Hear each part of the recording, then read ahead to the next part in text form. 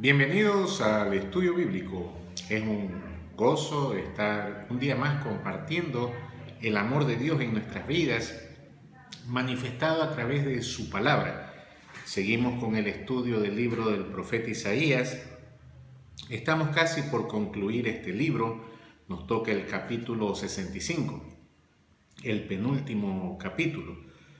Y como siempre tratamos de acercarnos más al sentido original del texto usando la Biblia textual. Vamos a encomendar este tiempo en oración. Amado Padre, venimos ante tu presencia humillados, Señor, reconociendo nuestra humana condición, pidiendo perdón por nuestros pecados y rogándote que nos perfecciones cada día más para tu obra. Queremos interceder por la vida de todos los que están siguiendo este estudio, que tú proveas salud, trabajo, bienestar, Señor, en tu misericordia y en tu compasión por nuestras vidas. Queremos asimismo que apartes de la mente de cada estudiante de tu palabra cualquier distracción, problema, conflicto que distraiga su mente del estudio de la palabra. Queremos también rogarte la llenura del Espíritu Santo para que ilumine nuestra mente y nos conduzca a través del texto para entender claramente el mensaje que tú tienes para cada uno de nosotros. Rogamos tu bendición y tu compañía en el bendito nombre de Cristo Jesús. Amén. Bueno, seguimos con el estudio. Vamos a leer el capítulo 65. Vamos a leer primero los versículos del 1 al 8. Dice: me dejé buscar por los que no preguntaban por mí. Me dejé hallar por los que no me buscaban. Dije a gente que no invocaba mi nombre: heme aquí, heme aquí. Todo el día extendí mis manos hacia un pueblo rebelde que anda por camino no bueno, en pos de sus propios pensamientos, pueblo que en mi propia cara me provoca a ira continuamente, que sacrifica en huertos y quema incienso sobre ladrillos, que se sientan en los sepulcros y hacen noche en las bóvedas, que comen carne de cerdo y en sus ollas hay caldo de cosas abominables, que dicen: retírate, no te acerques, que estoy consagrado. Estos hacen humear mi ira como fuego que arde todo el día. Lo tengo escrito ante mí. No callaré hasta dar retribución. No descansaré hasta retribuir en su mismo seno vuestras iniquidades y las de vuestros padres, todas juntas, dice Jehová. Porque ofrecieron incienso en los lugares altos, y en los collados blasfemaban contra mí. Sí, echaré en su mismo seno la retribución de sus obras pasadas. Así dice Jehová. Bueno, vamos hasta el 7 nomás ahora. En los capítulos anteriores, desde mediados del capítulo 63 y el capítulo 64, veíamos una especie de ruego del profeta y del pueblo en oración, pidiendo a Dios recordar que es su Dios, que es Padre, que a pesar de los pecados tenga misericordia, que no se olvide de ellos. Pensaban que Dios se había olvidado, no los tenía más en cuenta. Y en este capítulo tenemos la respuesta clara y contundente de Dios ante esta situación. Dice el versículo 1: me dejé buscar por los que no preguntaban por mí, me dejé hallar por los que no me buscaban, dije a gente que no invocaba mi nombre: heme aquí, heme aquí. Este versículo es clave en la vida cristiana. Muestra cómo Dios, en el control de los tiempos y de las cosas, manifiesta el empezar de un nuevo tiempo, donde Él le da lugar a las personas que antes no lo invocaban, que no lo buscaban. El pueblo de Israel invocaba a Dios. Lógicamente no se está refiriendo a ellos. Está hablando de nosotros, los gentiles. Es el texto usado por el apóstol Pablo en Romanos 10, del 12 al 20, donde explica cómo la salvación llega a los gentiles, a nosotros. Me dejé buscar por los que no preguntaban por mí. El pueblo gentil no preguntaba por Dios, ni sabía que existía, ¿no?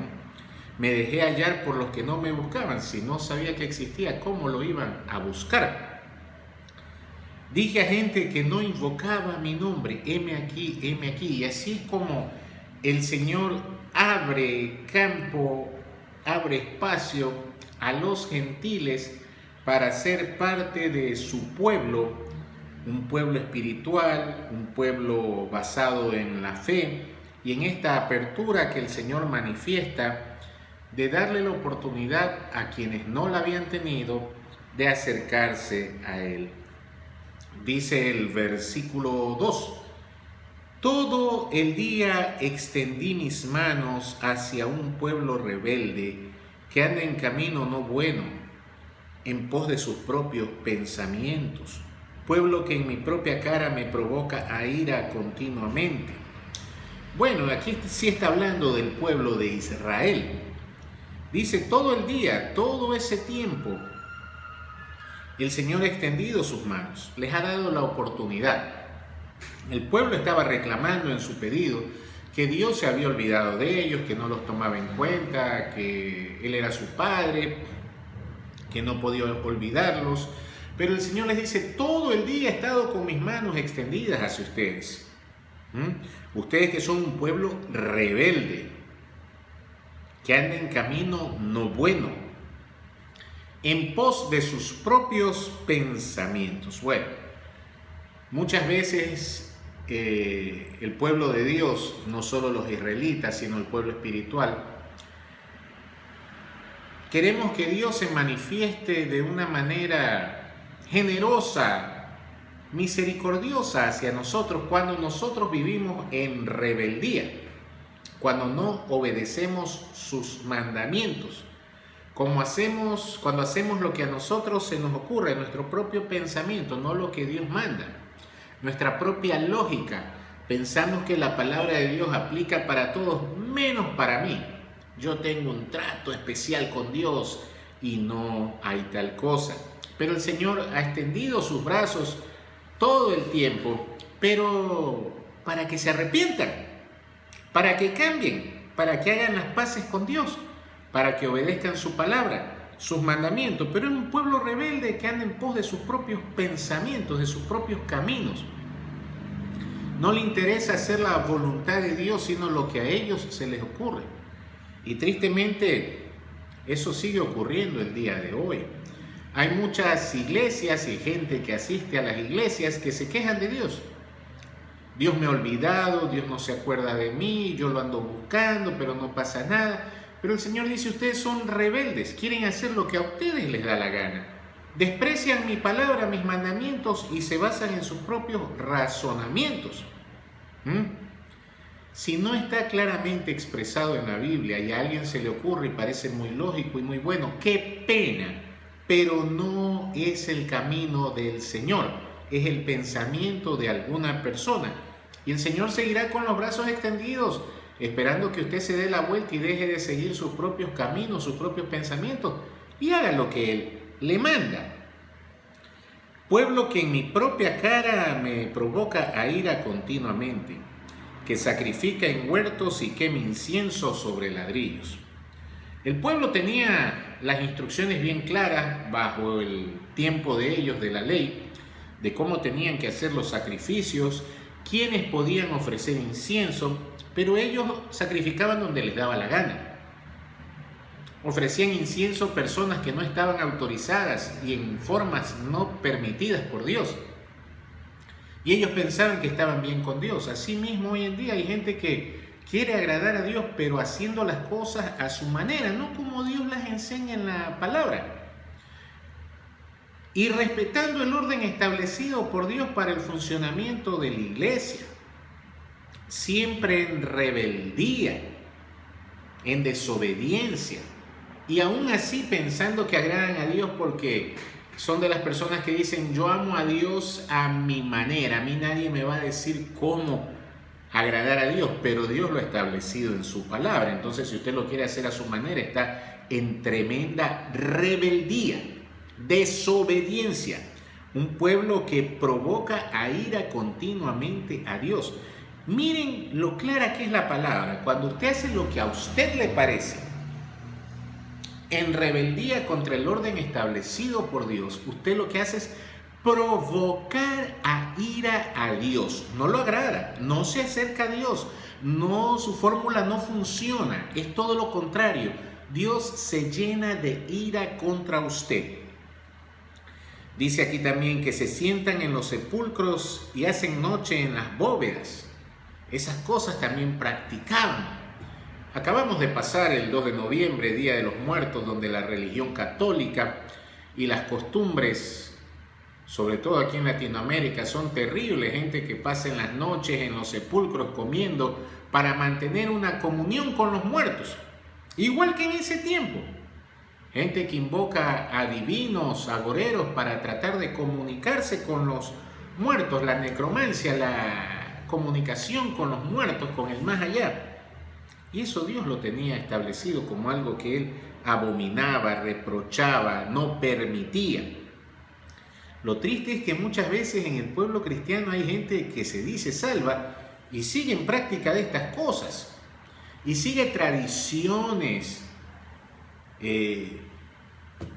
ideas tan tontas de que el muerto te ala los pies, de que vienen los caballos y te asustan, de tantas tonterías de los muertos hacia los vivos.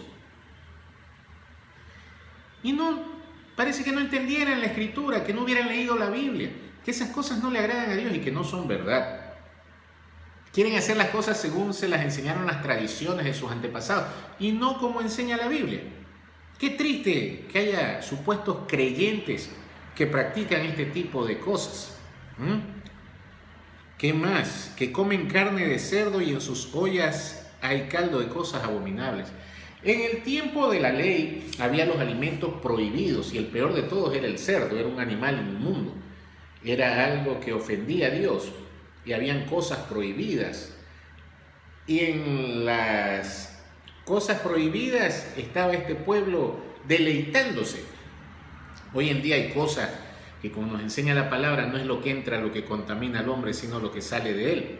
Pero de lo que sale de él hay cosas abominables, prácticas impías dentro de la vida del creyente. A veces estamos en adulterio, fornicación, borracheras, mentiras, hay idolatría a la familia, al fútbol, a la política, al dinero. Y esas son las cosas que Dios aborrece. Y sin embargo, esta gente piensa que porque seguía un culto religioso, cumplía ciertas normas, pero por atrás hacía lo que le daba la gana, que Dios tenía la obligación de estar bien con ellos.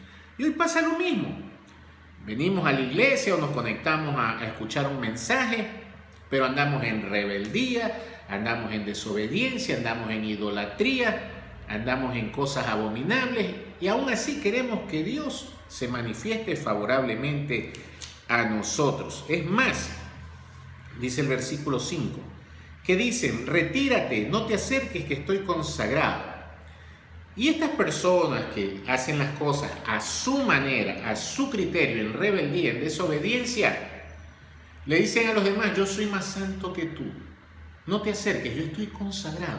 ¿Y cuántas veces vemos en las iglesias estos santurrones baratos que adquieren una postura de: ay, todo está bien conmigo, yo soy tan santo, no se acerquen que me contaminen? Y lo que yo digo es como que si salga de la boca de Dios porque yo soy tan santo, tan consagrado. ¿Y qué es lo que dice aquí?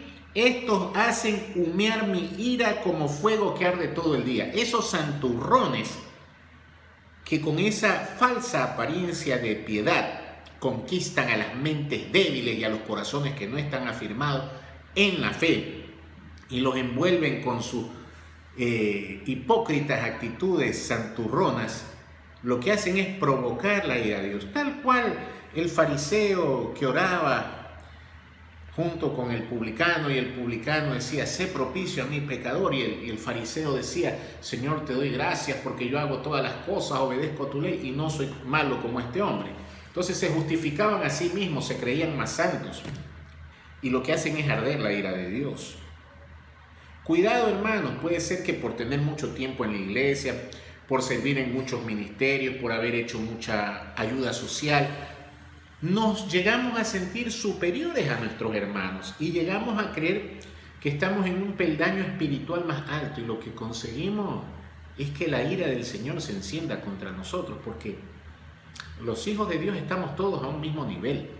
No hay seres sobrenaturales, no hay pastores súper ungidos, especiales, diferentes. No, todos hombres pecadores, mujeres pecadoras, salvados por la sangre de Cristo, que tienen como único objetivo enseñar el mensaje de salvación y entregar toda la gloria, el honor y la honra a Dios, nunca sobre el siervo. Eso es un pecado que enciende la ira de Dios. Nunca se crea superior a los demás, más santo que los demás, más ungido, más llamado, más tocado, con mejor comunicación.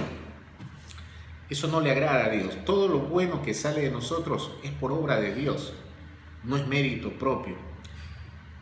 Y miren, que a veces estamos tan embebidos en nuestro orgullo espiritual que no somos conscientes de nuestros propios pecados. Por eso el Señor en algunas partes nos manda a hacernos un examen, a prepararnos para estar en buena comunión con Él, a estar a cuentas. Examinar a la luz de las Escrituras, no de nuestro propio criterio, si lo que estoy haciendo agrada o desagrada a Dios. Y si está mal, reconocerlo, pedir perdón y cambiar. Y vivir siempre en obediencia. Pero los que no lo hacen son los que provocan la ira de Dios.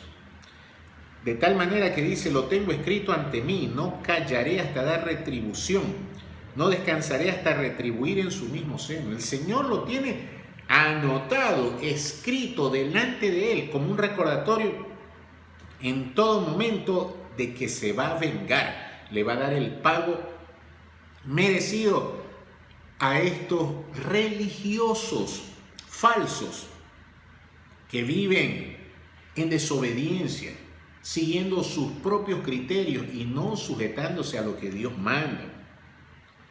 Dice: vuestras iniquidades y las de vuestros padres, todas juntas, las va a cobrar el Señor. Duro, tremendo.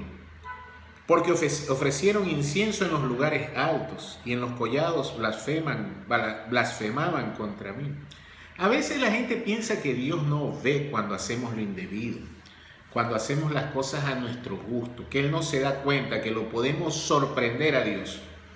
No, es que a mí me parece, es que yo creo, es que mis amigos me dicen, es que el pastor fulano dijo. No, si en la Biblia no está y usted lo hace porque usted quiere ser rebelde, el Señor lo tiene anotado en una lista, lo tiene marcado y no descansará hasta darle lo que usted se merece. Así dice Jehová: echaré en su mismo seno la retribución de sus obras pasadas. Qué duro es esto, ¿no? Ellos siguieron tantos ritos religiosos, pero no consiguieron perdón. Todos sus pecados fueron acumulados unos a otros, porque su vida no era recta delante de Dios. En el tiempo de hoy, el Señor Jesús nos enseña en el Padre Nuestro que Él nos perdona en función de cómo nosotros perdonamos. Y puede ser que nosotros estemos llenos de odio, de rencor, de venganza, incluso contra nuestros hermanos en Cristo. Y Dios nos dice que si así es que vamos a perdonar, el mismo perdón recibiremos de Dios. Por eso todas las obras malas podrían caer sobre nosotros cuando nosotros no sabemos perdonar. Eso es lo que pasa hoy en día, ¿no? Son desobediencias en cosas básicas y relacionadas al orgullo espiritual, a la soberbia, al creernos superiores a los demás, y por eso pensamos que tenemos cómo darnos el lujo de ser vengativos y no perdonar. Si no perdonamos, el Señor no nos perdona. Es duro, mis hermanos. El Señor no ha cambiado, es el mismo ayer, hoy y siempre. Estamos bajo la justificación de Jesucristo, pero eso no cambia la forma en que Dios ve las cosas. Él quiere que seamos mansos y humildes de corazón, que nos sometamos a su palabra y la obedezcamos con fidelidad. Ahora habla de otro tema. Dice, como al hallar un racimo jugoso se dice, no dejes que se pierda, que es una bendición. Así haré yo a causa de mis siervos, no lo echaré a perder todo. Un ejemplo muy común en la Biblia con la vid, una de las cosechas más importantes de todos los tiempos en Israel, las uvas. Y a veces habían plantas que no valían para nada, pero había en medio de ella un racimo jugoso, bueno. Y el dicho era, no dejes que se pierda, que es una bendición. Así sea ese racimo, hay que hacerlo valer. Y dice que así Dios hará causa de sus siervos, no lo echará a perder todo. Habla del remanente que siempre el Señor ha tenido para Él, que en medio de un pueblo desobediente, rebelde, hay personas que sí buscamos obedecer a Dios como Él enseña, que queremos agradarlo, que queremos cumplir sus mandamientos. No somos perfectos, pero estamos en ese propósito y queremos someternos a lo que Dios designa para nuestras vidas. Sacaré el linaje de Jacob y de Judá, quien herede mis montañas, mis escogidos la heredarán y mis siervos habitarán allí.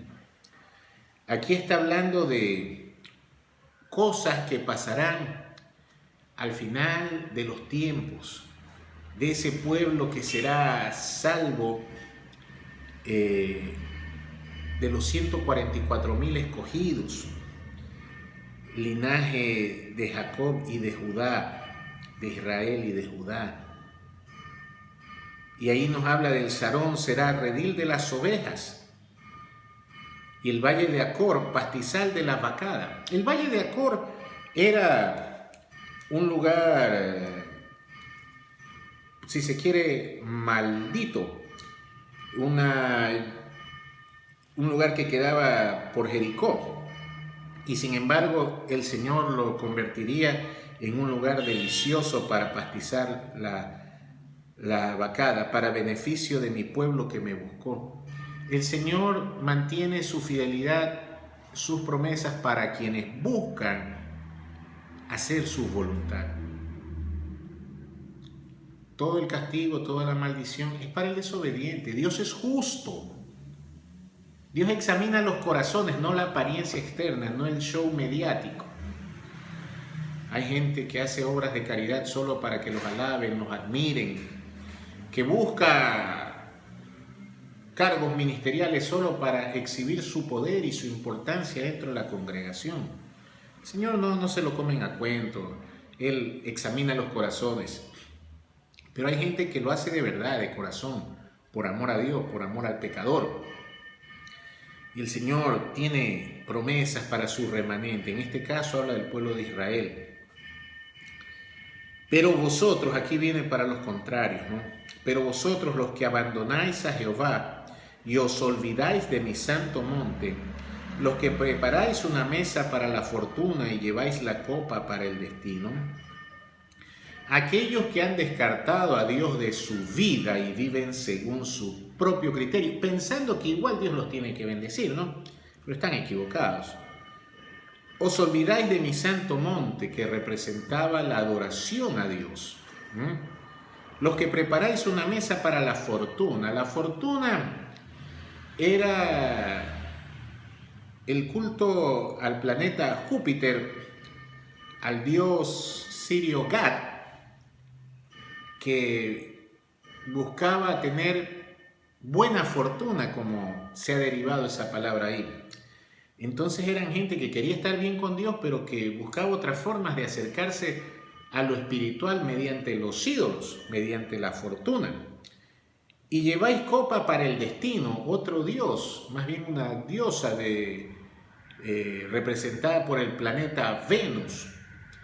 Y era casi lo mismo, ¿no? Saber el destino futuro, tener buena fortuna para adelante. Muchos falsos creyentes que consultan el horóscopo, que siguen tradiciones antiguas, esos que los ponen, le amarran lacitos rojos a los niños para evitar el mal de ojo, esos que amarran sábila en las puertas para alejar los malos espíritus, esos que hacen limpias a sus casas, que siguen el Feng Shui para sacar las malas energías, las malas vibras, esos que ponen el gatito de la fortuna en sus negocios.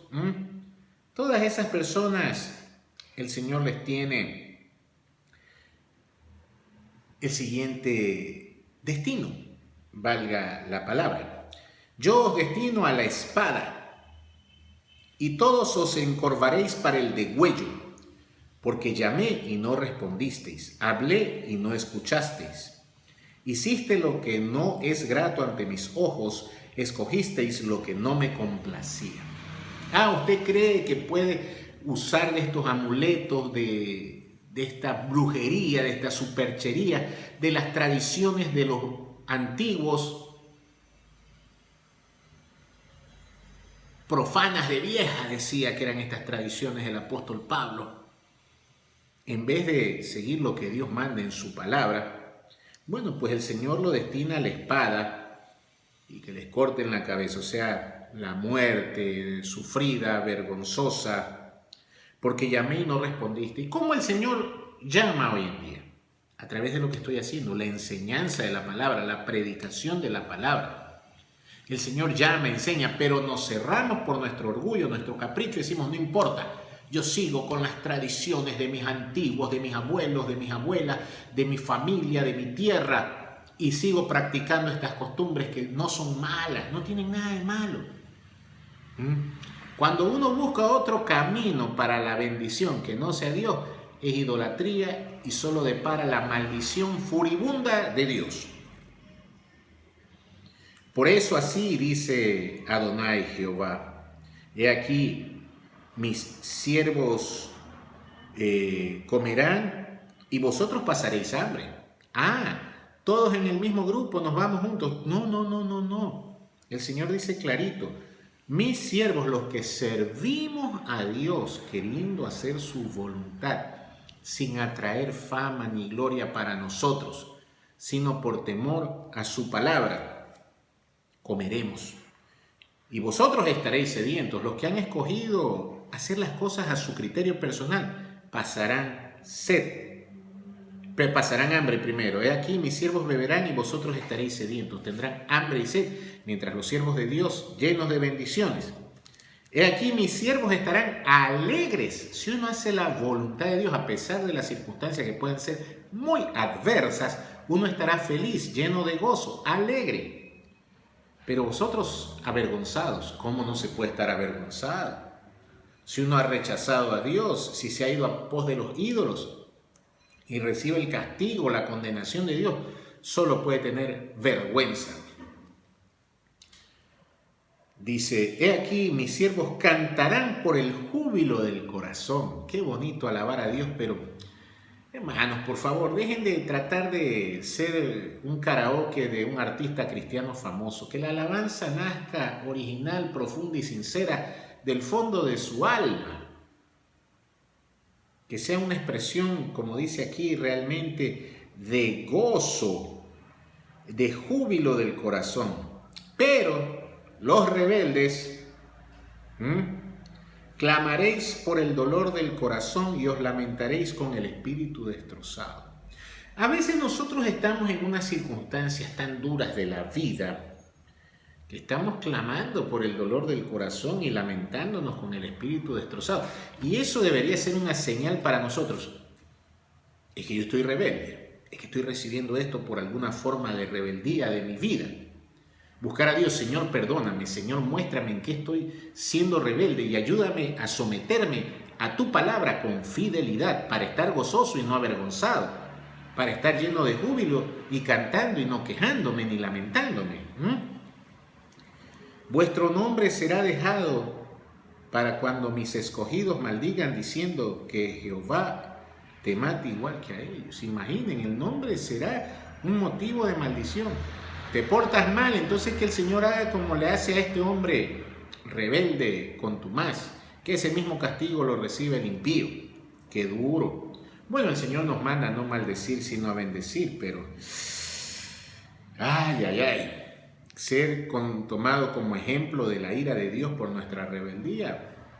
No, gracias. Yo prefiero matar a mi yo, dejar el orgullo de lado, que el Señor me perfeccione cada día y que me ayude a hacer su voluntad y entregarle toda la honra, el mérito, el honor, la alabanza solo a Dios. Porque yo no quiero ser avergonzado, yo quiero estar gozoso como un siervo más. No, el siervo, no, un siervo más de Dios, porque el siervo es Jesucristo.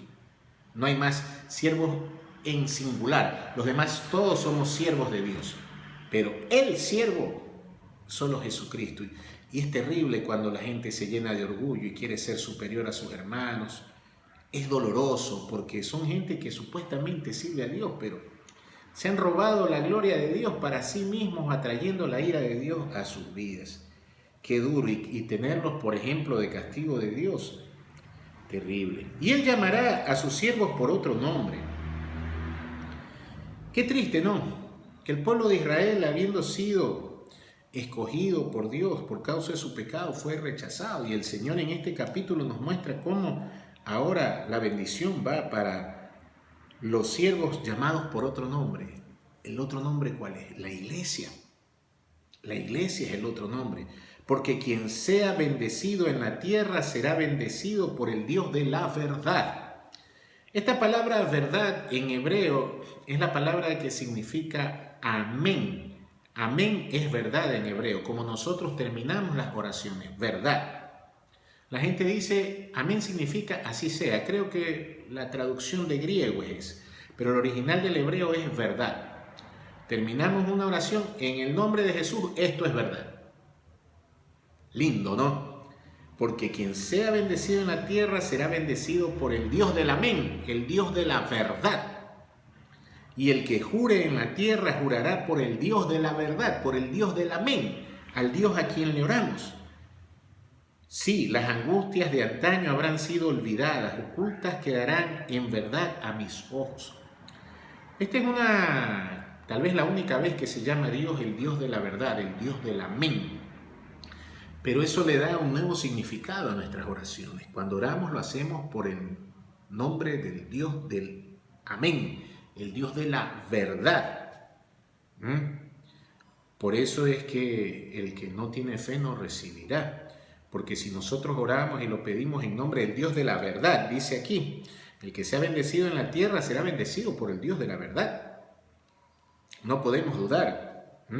Y asimismo, el que jure en la tierra jurará por el Dios de la verdad. Por eso es preferible no prometer a prometer y no cumplir. Mejor no jurar, porque cuando se jura por el Dios de la verdad, el Dios del amén, el único y verdadero Dios. Y aquí viene esta profecía para el final de los tiempos. Porque aquí yo creo nuevos cielos y nueva tierra. Y de lo primero no habrá memoria ni vendrán más al pensamiento. Sí, todo lo que conocemos será destruido y creada una nueva tierra. Y así nos aferramos tanto a lo material. Hay gente que se desespera por acumular terrenos, casas, propiedades, cuando todo va a desaparecer. Qué duro, ¿no?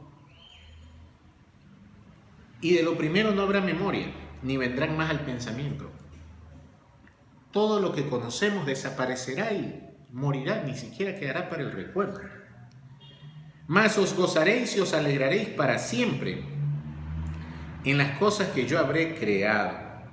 Aquí habla de eternidad, en las cosas que el Señor ya lo da, no nos olvidemos, el futuro profético perfecto ya lo da como en tiempo pasado. En las cosas que yo habré creado. He aquí, transformo a Jerusalén en alegría y a su pueblo en gozo. Pero la nueva Jerusalén, la que desciende del cielo ataviada como una novia para el Cordero, donde habitarán los santos redimidos por el Señor. Me alegraré con Jerusalén y me regocijaré con mi pueblo, y ya no se oirán en ella voz de lamentos y de llantos. El nuevo Israel, el Israel espiritual, habitando en la nueva Jerusalén, no habrá lloro, no habrá llanto. Y esto es el tiempo del reino de los 1000 años de Jesucristo sobre la tierra, el conocido milenio.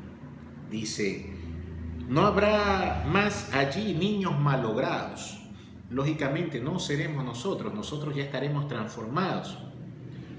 Ya seremos como los ángeles que ni se casan ni se dan en casamiento, pero habrá un pueblo que sigan naciendo niños y los niños no morirán en el vientre de su madre, ni anciano que no cumpla sus días. Todos vivirán hasta el final de sus días, sino que el niño morirá de 100 años. Y el que no los alcance se tendrá por maldito. El que viva menos de 100 años habrá sido considerado un maldito. Insisto, no somos nosotros. Es el pueblo que vivirá en la tierra por 1000 años. Probablemente nosotros estaremos sirviendo a Dios en este mundo. No nos olvidemos que el Señor nos ha llamado a ser reyes y sacerdotes suyos. Cuerpos transformados, siervos de Dios, como los ángeles que no se casan ni se dan en casamiento. Edificarán casas y morarán en ellas. Lo que anhelamos, que Cristo reine en esta tierra, que cada quien pueda hacer su casa y viva en ella. ¿Cuánta gente edifica una casa y se muere y no la habita, o por las deudas la pierde, por la delincuencia o las guerras, los terremotos, y no aprovecha? Pero ahí dice que edificarán casas y morarán en ellas. Plantarán viñas y comerán sus frutos. Lo que uno trabaje recibirá el producto de su esfuerzo, pero con la debida ganancia que todos anhelan. No edificarán para que otro habite, ni plantarán para que otro coma. Nadie será siervo ni esclavo de otro. Cada quien trabajará para sí, tendrá fuerza, salud, inteligencia, proyectos, y todo será lleno de bendición. Ni plantarán para que otro coma, porque los años de mi pueblo serán como los años de un árbol. Hay árboles que duran hasta miles de años, cientos de años. Y está hablando de una vida larga, extensa, llena de bendiciones. Lógicamente es el reino del milenio, ¿no? Qué diferencia cuando Cristo reine en esta tierra nueva, transformada. Y mis escogidos disfrutarán plenamente de la obra de sus manos. No trabajarán en vano, ni parirán hijos para súbita ruina, porque son la simiente bendita de Jehová y su descendencia con ellos. Este será un pueblo escogido por Dios con muchas bendiciones. Un pueblo que vivirá sin la influencia de Satanás. Algo como para completar las justificaciones de algunos que dicen: qué distinto sería el hombre si no hubiera el diablo, si todo fuera bendición. Bueno, habrá la oportunidad durante 1000 años de probar esto. 1000 años en la medida de Dios, solo sabe Dios cuánto durarán. Pero será Cristo el que reine. Ahora no nos olvidemos que el diablo será suelto y engañará, y habrá otros que se rebelen en ese tiempo, como para eliminar toda excusa de la humanidad y creer que el hombre se puede salvar por sí mismo. Pero será un tiempo maravilloso. Esto se estudia en paralelo con el Apocalipsis, ¿no? Dice el versículo 24: y acontecerá que antes que clamen, yo responderé. Bueno, yo soy testigo, mis queridos hermanos, que hay momentos en los que he tenido un fuerte deseo y en mi mente, ni siquiera con mis labios, he hecho una oración, y antes de terminar el Señor la ha contestado ante mí. Y esto es verdad. Antes que clamen, yo responderé. Cuando todavía estén hablando, yo ya habré oído. Qué lindo que es mi Dios. Y en ese tiempo eso será para todos. Todos que clamen a Dios, que busquen a Dios, antes que terminen ya el Señor les habrá respondido. Cómo viniera ya el Señor y reinara desde ahora, cómo disfrutáramos nosotros la justicia social, la prosperidad, la libertad, el mundo transformado como era el plan de Dios al principio. El lobo y el cordero serán apacentados juntos. Apacentados quiere decir que comerán en un pesebre. El lobo y el cordero. El lobo que se come al cordero, el lobo que es carnívoro, ataca gente, mata. No, pero será como en la ovejita, comerán juntos. El cordero es una oveja tierna, cachorrita, comiendo juntos.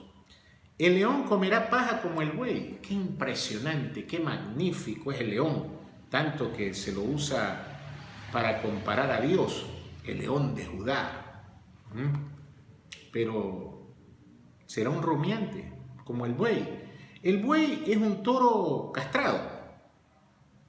Un toro castrado es manso, no es agresivo como un toro salvaje. Y comerán paja juntos, en completa mansedumbre. Y el polvo será el alimento de la serpiente. La maldición no termina para la serpiente. Desde el Génesis hasta el milenio comerá polvo por haber sido usada por Satanás para engañar y tentar a las mujeres y a través de la mujer al hombre y maldecir a la tierra. No harán daño ni destruirán en todo mi santo monte, dice Jehová. Miren, hermanos, qué interesante este capítulo. Nos da la respuesta de Dios de por qué se ha alejado de Israel, de por qué ya deja de lado todas las costumbres, religiones y ritos y se abre a un nuevo pueblo basado en la fe, un pueblo obediente, sumiso, que reconozca a Dios. Nos habla de la esperanza de una tierra nueva, cielos nuevos, del reino milenial de Cristo. ¿Cómo serán las cosas allí? Qué interesante este capítulo, es maravilloso. Realmente podríamos dedicar mucho más tiempo solo a estudiar este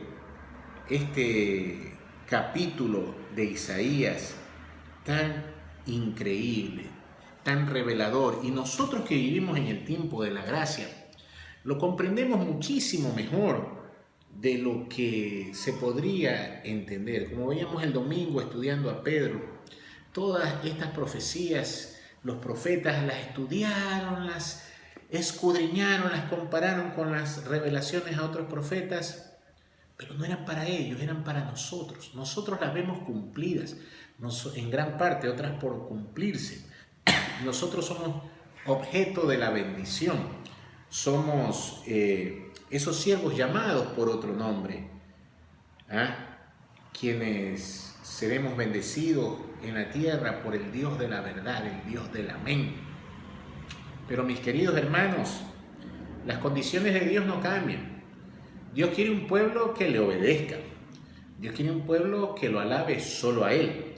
Un pueblo fiel, que no se incline tras nada que no sea Dios, que no busque ayuda en otro ser que no sea Dios. Dios es muy celoso y el castigo es severo, es duro. Y cuando venga el reino de Cristo habrá una paz, una prosperidad, una bendición, tal cual fue el plan original de Dios para el hombre en esta tierra, plan corrompido por la desobediencia del hombre y la mujer en el huerto del Edén. Vemos la maldición para la serpiente hasta ese tiempo. Las palabras de Dios se cumplen a rajatabla. Y si esto ha sido así hasta ahora, mis hermanos, con temor y temblor debemos considerar a Dios como lo que es, un Dios que no